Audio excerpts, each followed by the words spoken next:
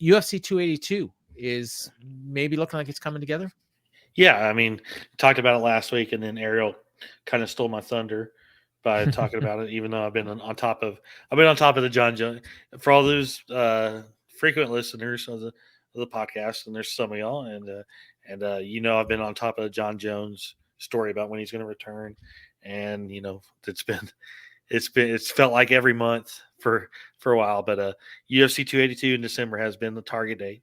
It is still the target date. They did announce Jiří Procházka defending against Gilbert Texieria, the light heavyweight title. That's official for that card.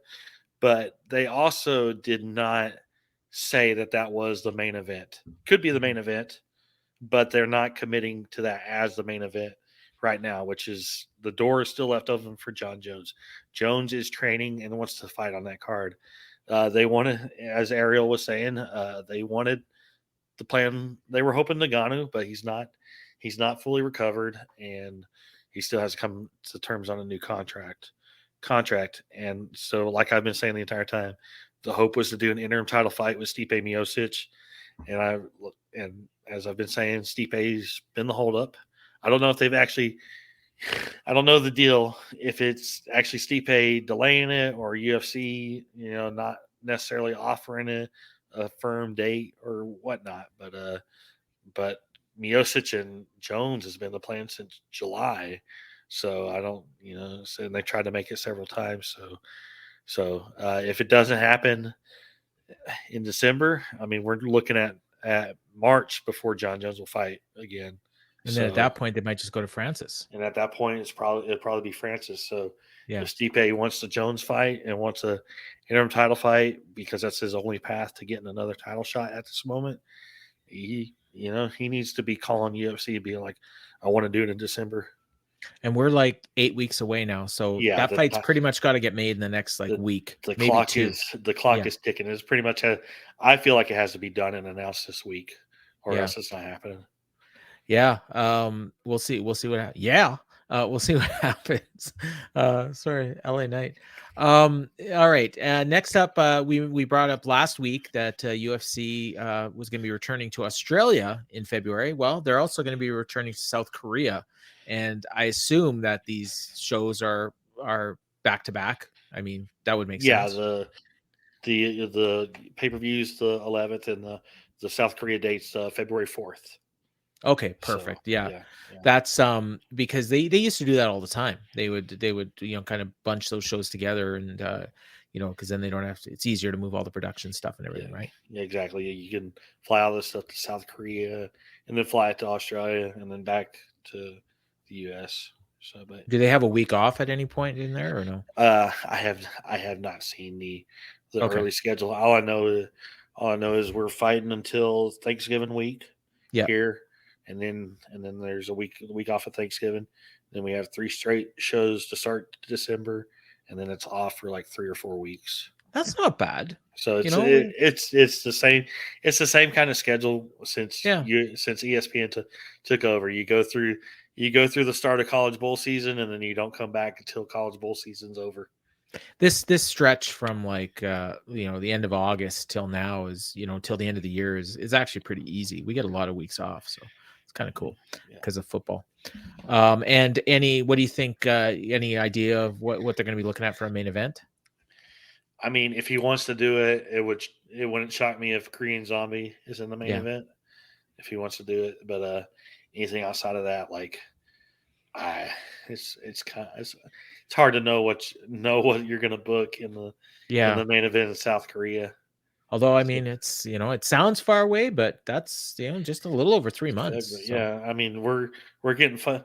There's already at least one fight booked for the card. So there's fights booked for the card. It's just the main event. I don't, Yeah. This is a fight night, right? Yeah. ESPN Plus show. Right. So, live. Oh, trying to remember. I'm going to be. They would start at 4 a.m. Yeah. Hey. Yeah. I could. It'll be fun for me. Yeah, I know. I'm the one who covers it. So. Well, I think the last time they did South Korea, I was still covering, and I'd be waking up at 3:30 and getting some coffee, and and it's usually on a Saturday morning. Yeah. So yeah. Like I tell everybody, whether I've covered it or not, I have seen every UFC fight live as it happens, whether on television or in person since what? That's crazy, man. Forever.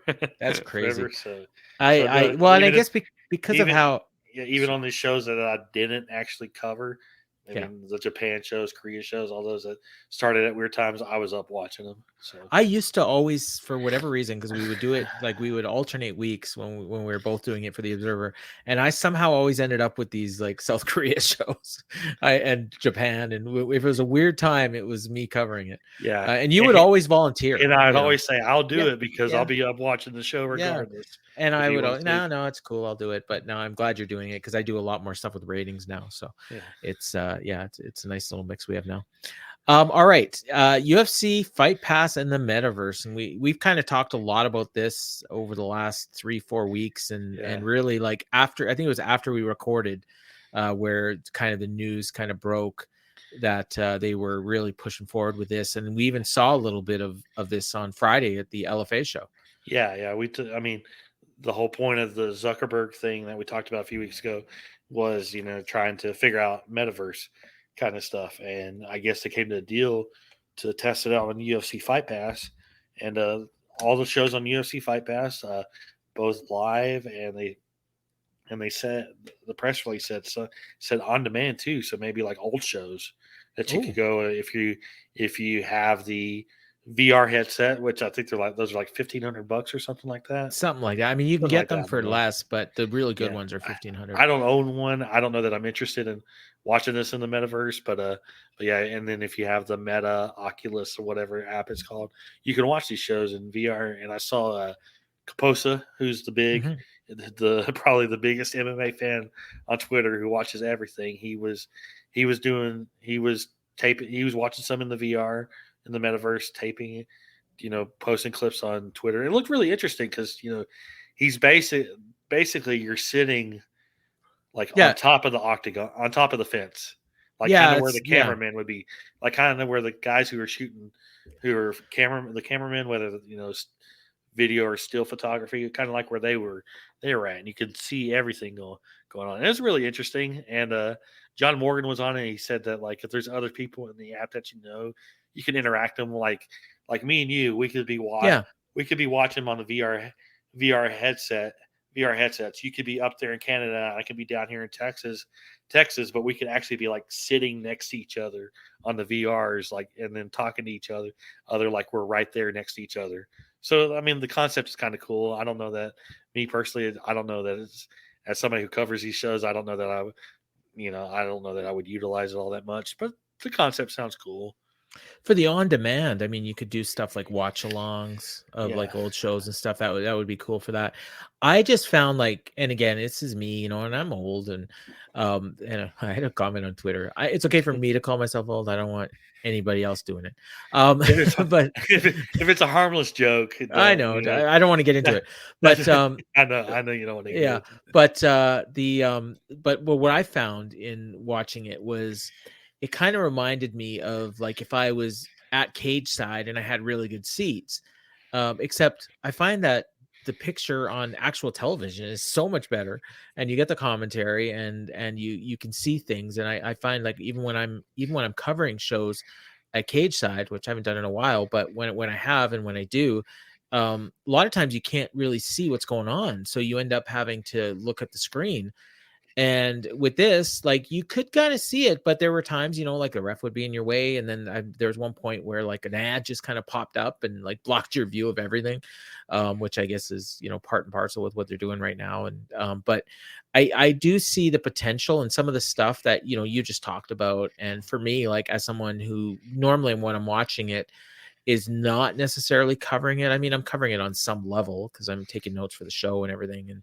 But I could see like, if it would probably entice me to watch live more if I had one of these headsets and I knew, like, let's say you were watching, or Garrett or some other Justin, big MMA fan that I could kind of watch quote unquote with, and we could comment and we could talk about it, and especially like between fights, rounds, who do you think won that round, and like should they stop it and all that stuff like that. That'd be kind of cool. And you do that on Twitter, but this is like more like real life interaction, and I guess Yeah, that's kind of like you're talking to each other, the like next phase. you would be This, hearing what I'm telling you, and yeah, vice versa. So which again, for a lot of the problems with social media, and you kind of made the point just as a joke, like, oh, if it's a harmless comment, a lot of times when you're typing things out, the context of what you're saying and the tone doesn't really come across. Whereas yeah, if you're talking to each other in real time, and you're actually having a conversation,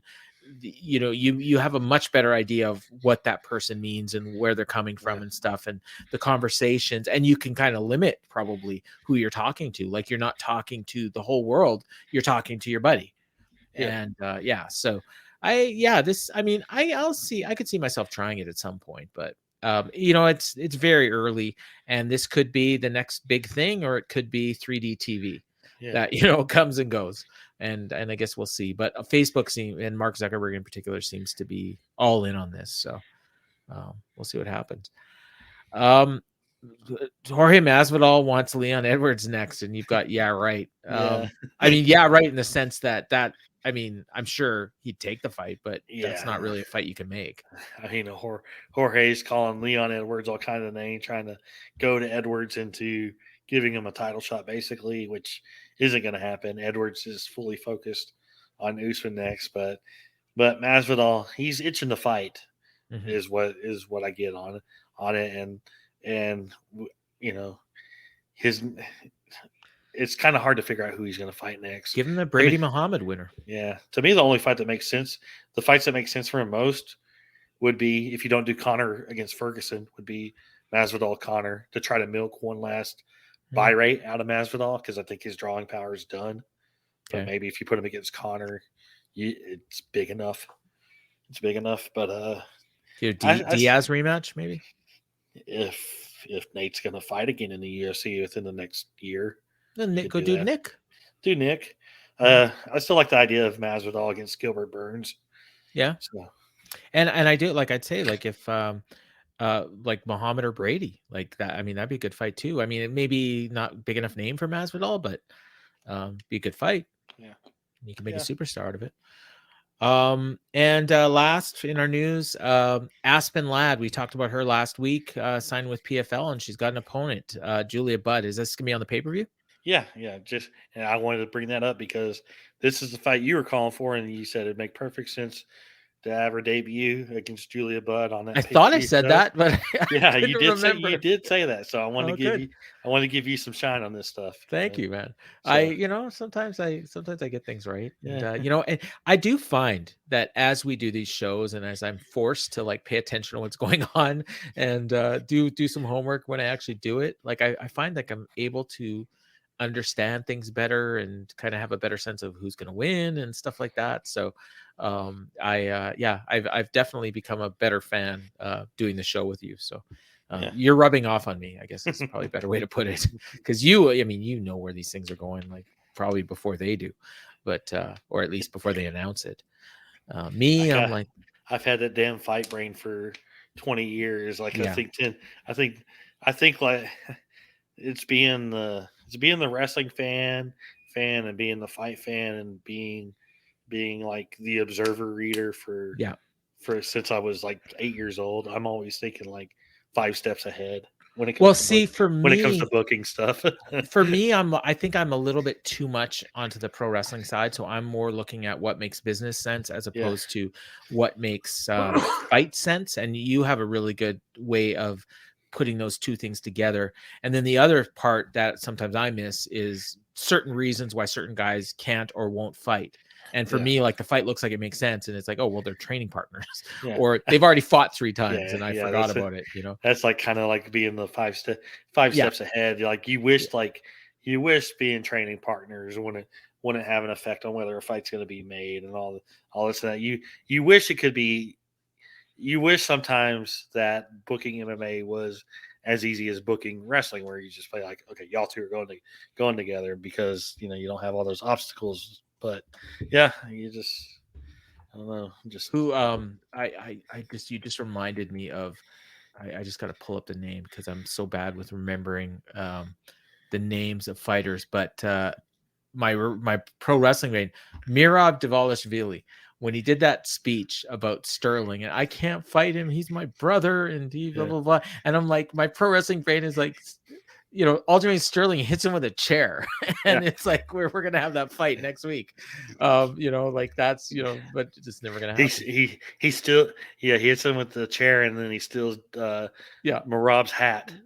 Yeah, and then he's wearing the hat and he's doing promos, and now he won't fight him. It's kind of like Ray and Dom right now. But yeah, so that's the news. And next we just finish off the show like we always do. We have some fight announcements, and you got some ones you want to highlight here? Yeah, it wasn't a ton this week, but some pretty notable names. I thought so. UFC Fight Night in Orlando, October 3rd, co-main event, Taito Ivasa, quick turnaround from that Cyril Gane fight, and he's going to fight Sergey Pavlovich, which Pavlovich is really good. I think that's a dangerous fight for Tai, especially coming off that fight with Gane.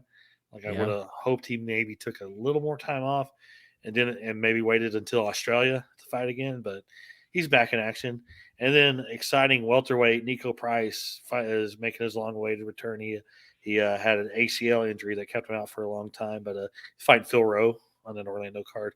That Orlando card, we'll talk about it when the time comes, but it's a pretty deep card for a fight night. So. When you brought that up, like originally, like because the main event is Kevin Holland and Wonderboy, right? Yes. Yeah, and so when you brought that up, I didn't even occur to me that I just assumed it was at the Apex, so I didn't realize this was like a fight in front of fans. So that's they're going to want to make that a big one. Yeah. So that's Orlando. And then UFC 282 on December 10th. We got the trio of light heavyweight fights. We talked about Jiří and Glover for the title, the rematch being official. Then we have the presumed number one contender fight, Jan Blachowicz against Magomed Ankalaev on that show. Wow. Probably one of those two guys are the backup in case Jiří or Glover get hurt during camp. So makes perfect sense for those two fights to be on the same card. And then you have another light heavyweight fight. Two veterans who've been around forever, needing wins. Alexander Gustafsson against Ovince St. Preux. So there's I'm that. shocked. I did not think we'd see Gustafsson fight again.